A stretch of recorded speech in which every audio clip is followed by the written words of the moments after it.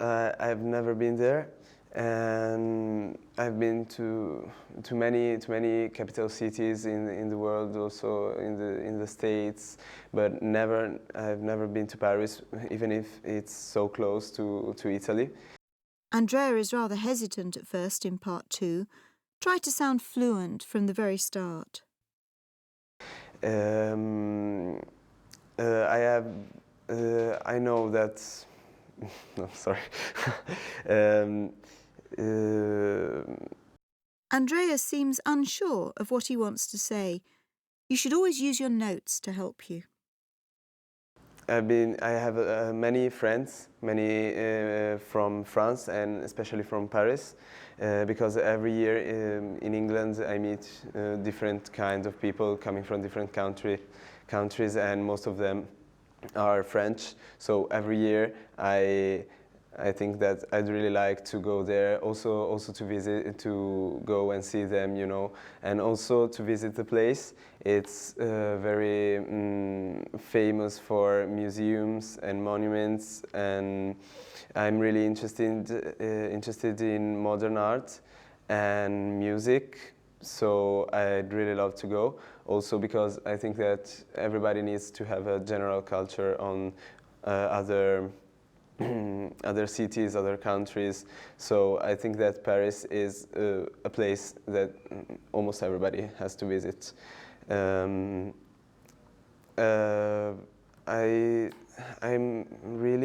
really like also French kitchen. Andrea rushes his words and then hesitates. Try to speak at an even pace if you can. So nouvelle cuisine and all that kind of stuff. I think I'd really enjoy it.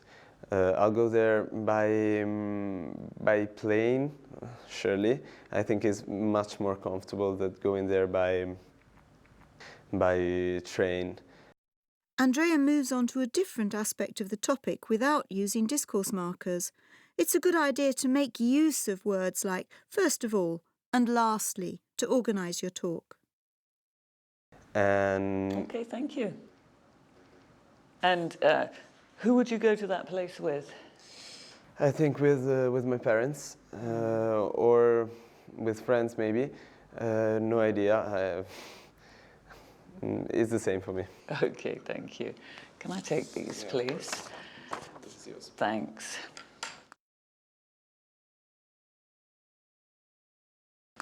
Okay, well, you've spoken about a place in another part of the world that you would love to visit in the future. So now let's discuss some related subjects. Can people learn more about geography from TV than they can from books? It depends. It depends from the kind of books, and it depends on the TV programs.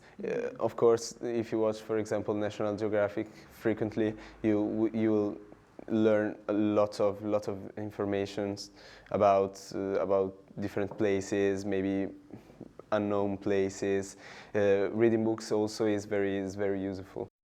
Andrea answers these questions well. Try to give full answers whenever you can. Do you think TV programs about different places encourage people to travel themselves? It depends. Andrea's starting to smile and look more relaxed. If you feel relaxed, you're more likely to do better. It depends of what kind of places, what kind of people follow that kind of these programs. I think, generally, I think it's true. Well, now let's talk about visiting other countries. For what reasons do you think international travel has increased in recent years? I think more culture, less ignorance. So people desire to see more places and so on. And also maybe it's easier to travel because you have low-cost flights and you can take trains from everywhere, planes from everywhere, and also most of people can pay a holiday in a foreign country.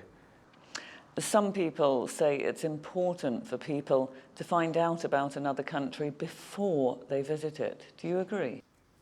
Yes, I do. I think that finding out some general information about a country you're visiting, for example, the culture, how is better to be dressed, for example, if you go in different countries, I think is very important. Yeah. How useful is it for people to understand the language of the countries they visit? It's quite important, you know, if you find yourself in an emergency situation, it's important to know basic vocabulary and so on, you know, just about maybe hospitals and hotels. Okay, now let's consider the tourism industry. Does tourism play a big part in the economy of your country? I don't think so. Italy is not so loved by tourists. There are just a few parts of it, like Toscana and Sardinia, and some cities like the capital city, Rome, and then Venezia, Firenze, which are very crowded and very visited by tourists in I think all the periods of the year. But tourism doesn't play an important part in our economy, especially in the economy of my city. Andrea could give more examples to explain his answer and show off his range of vocabulary. You should take every opportunity to show that you can use a range of vocabulary. What kinds of unpredictable factor can have a negative effect on the tourism industry? I'm sorry? What kinds of unpredictable factor can have a negative effect on the tourism industry? What do you mean by unpredictable factor? Andrea doesn't understand something in the question and asks for clarification, which is the right thing to do. You should always ask for clarification if you're not sure what the question is. Well, an example might be bad weather, something that we can't predict. All right.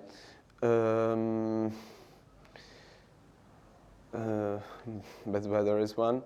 Dangerous conditions, for example, earthquake or storms, something like that, and also epidemics, particular kind of illness, and Andrea has difficulty with vocabulary here.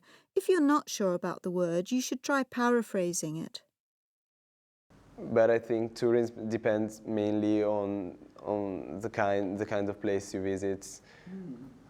In the future, what kinds of development might there be in the tourism industry? I think it's going to be much developed also because of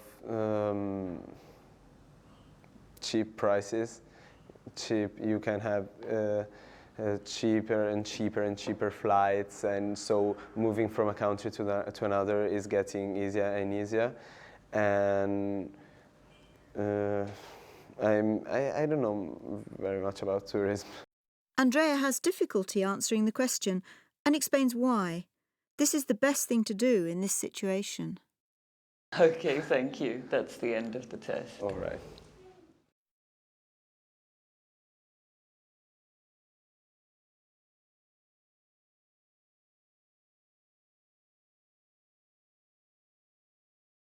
I think Fahad seemed very well prepared. He knew the procedures of the exam. In part one, he answered the questions well and gave full answers, giving reasons for what he said.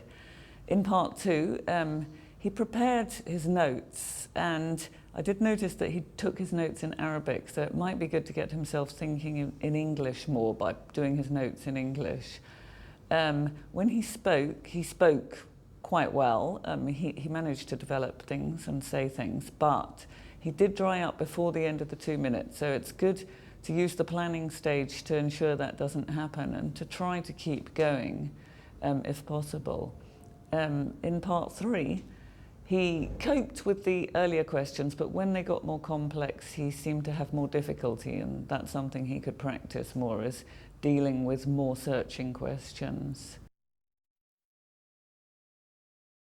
I think Fahad followed instructions clearly. He didn't have any problems. He seemed to know what to do throughout the test, as far as I could see. One thing I could say that he could do, though, is he didn't understand one of the questions properly, I think. And it's fine to ask a question, ask for clarification, ask for an example. The main task Fahad was set was to talk for 2 minutes, and he prepared for that. He needed to perhaps spend a bit more time thinking about what he was going to say, taking notes, because he dried up a bit during the task, and it's better to keep going for the full 2 minutes. During the test, he used some accurate grammar, but he did make some simple mistakes. What are considered simple mistakes are things like final S on the third person, or plural final S, or missing articles like and the. Sometimes he made those kinds of mistakes, which are quite common mistakes. Fahad's performance overall was generally satisfactory. He was able to answer questions and deal with all the tasks, apart from the later, more demanding stages of Part 3. His vocabulary seemed to be adequate to answer many of the questions, although he wasn't able to go further than that.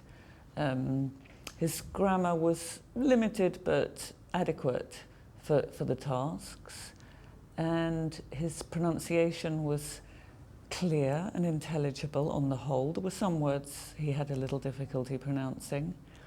He could work a bit more on stress and intonation in order to put a bit more feeling into his voice so that it doesn't sound too monotonous. But I would say that generally he didn't have a great deal of hesitation, so his fluency and coherence were quite nice. If I had wanted to improve his performance, many of the things you can do take a bit of time, like getting the grammar more accurate or the pronunciation with a bit more stress and intonation, but certainly it's always worth working on those. You can, if you work on it, make some significant developments. Other than that, keep stretching himself in terms of vocabulary, spending time with people speaking English, so he's constantly pushing himself to have more of a repertoire, to create more ease of expression, and practice the exam procedures so that he doesn't dry up in Part 2, so that he feels confident to answer more complex questions in Part 3.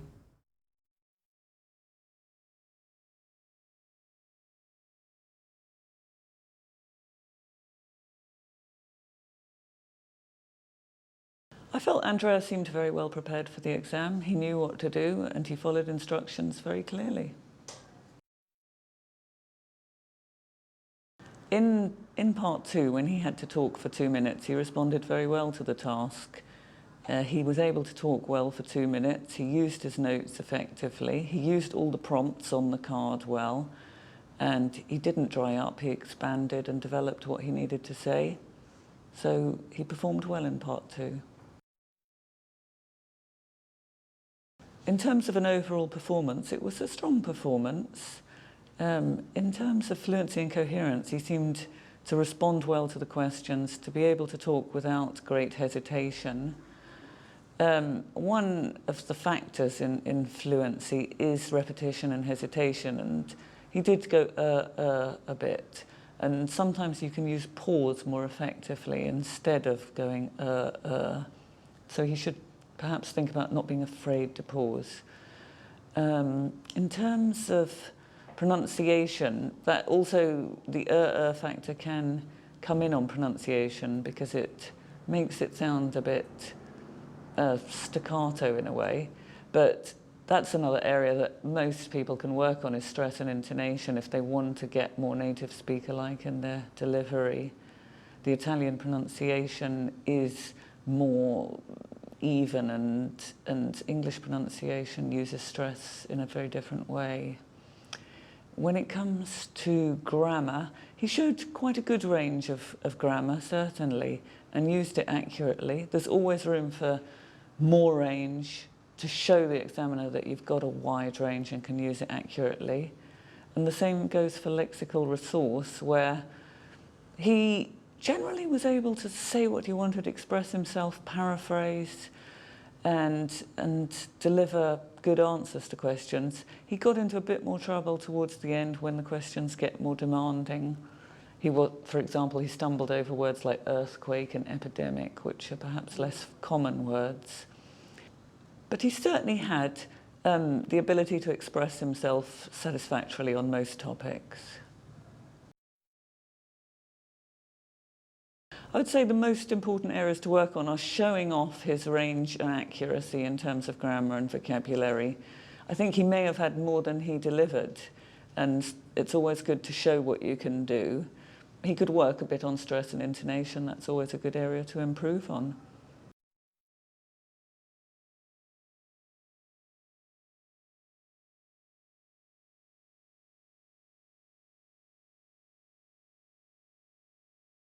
The most difficult part, I found it the last one, because you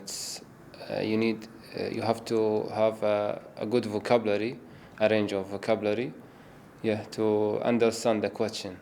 And I found it, for me, it's quite difficult. I think part one, I found it's easier because it's a normal question and everybody can answer. Like, what's your name? And it's easy, I think.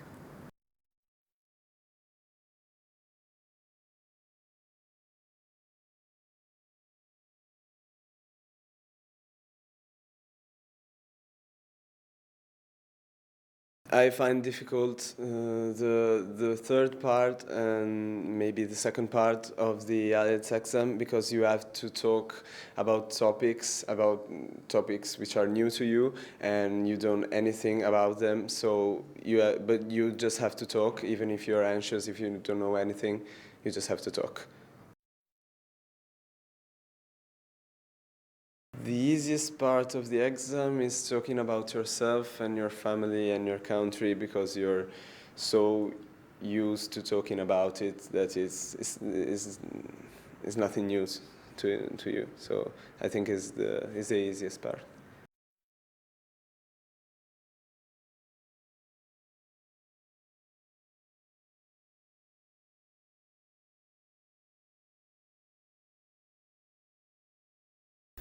The purpose of the IELTS exam is to assess the English of candidates and to see if their English is of the right level to do certain things.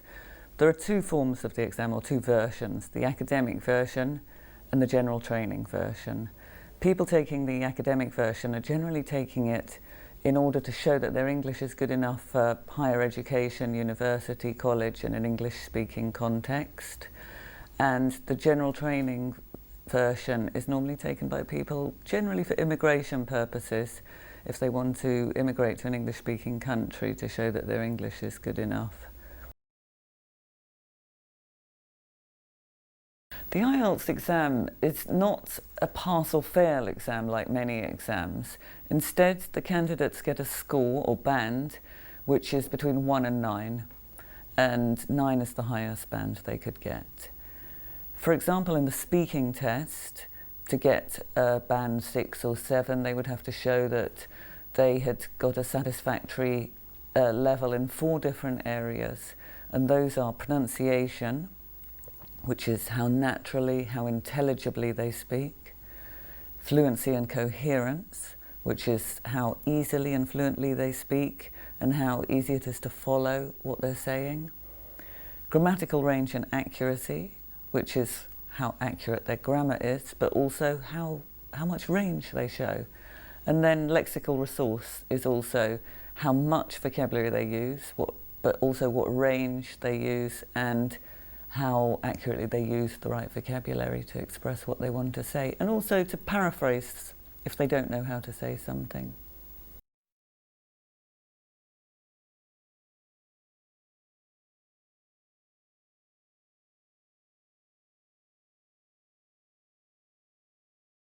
Well, first of all, when the exam starts, the examiner will introduce the recording because the exam is recorded.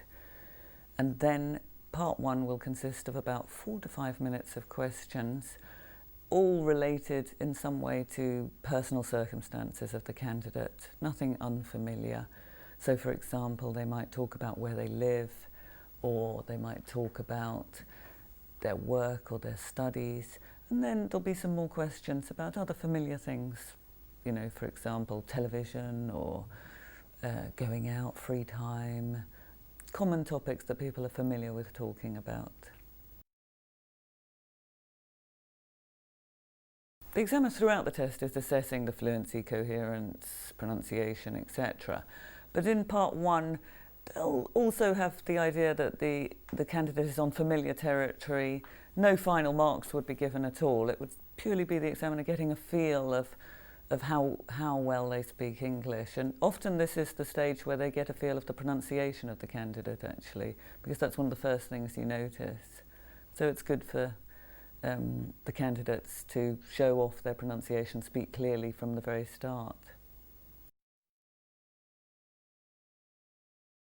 For part 1 of the test, the best thing for students to do to prepare for it is to practice talking about familiar topics, and so that they feel confident with talking about those things, and they feel that they do know the vocabulary, for example, that they're going to need to talk about those things. As far as pronunciation is concerned, it's good to be sure that you're confident of the pronunciation, or have checked that you pronounce the words that you would often use. So if you enjoy watching thriller movies, you can say thriller confidently and not suddenly think in the exam, how do I pronounce this? Also, be prepared to talk using a range of tenses. The examiner will probably ask you something about the past, the present, the future. So feel confident with a range of tenses, and generally just feel confident and relaxed with things that you probably know what to talk about anyway. You often talk about these things with people.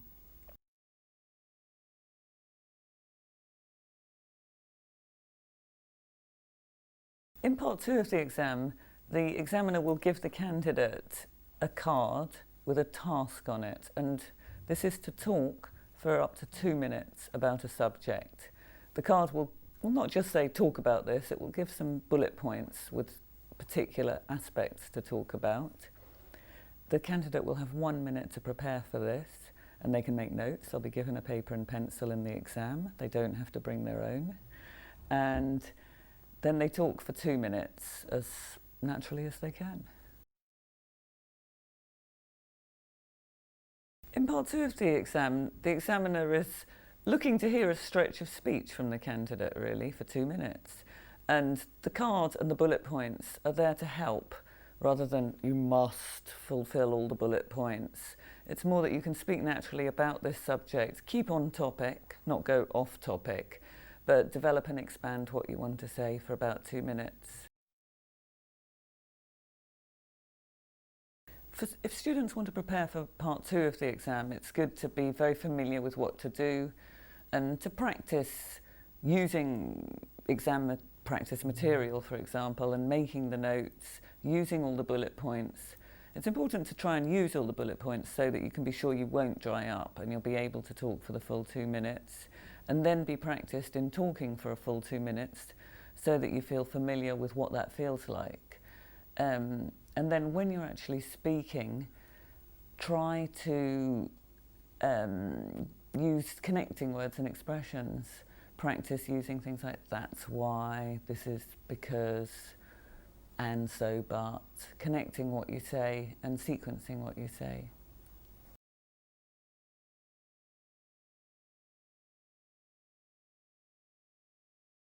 In part 3 of the exam, which lasts about 4 to 5 minutes, the candidate will be expected to answer questions on issues related to the topic that they talked about in part 2.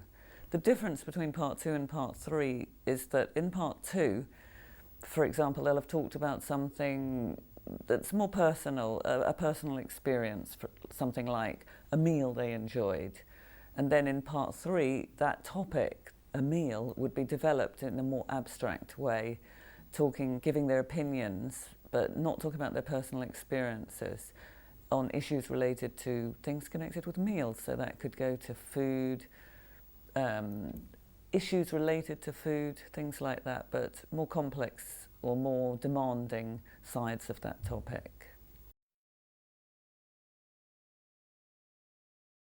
In part 3, the examiner is looking to see how well the candidate can answer more probing questions, more in-depth questions, where the candidate is not talking about familiar and personal experiences, but talking about more abstract, complex subjects. They're looking to see now if their fluency and coherence are maintained, or their range of grammar or vocabulary is maintained at this more demanding level. If students want to prepare for part 3, then it's important to practice answering questions that require you to give your opinion and to explain what you mean about things. Obviously, you can do plenty of practice for this using practice materials. And also to feel confident when doing this, not that it's something strange doing it in a foreign language. They need to practice using the language of comparing, contrasting, or explaining what they mean. And so, in my opinion, personally, I think, expressions like that. And that's really the main things that they can do. Also, another useful tip is perhaps to give themselves thinking time. So they get asked a difficult question and they have something to say like, let me think, or I haven't thought about that before, just to give themselves a short pause to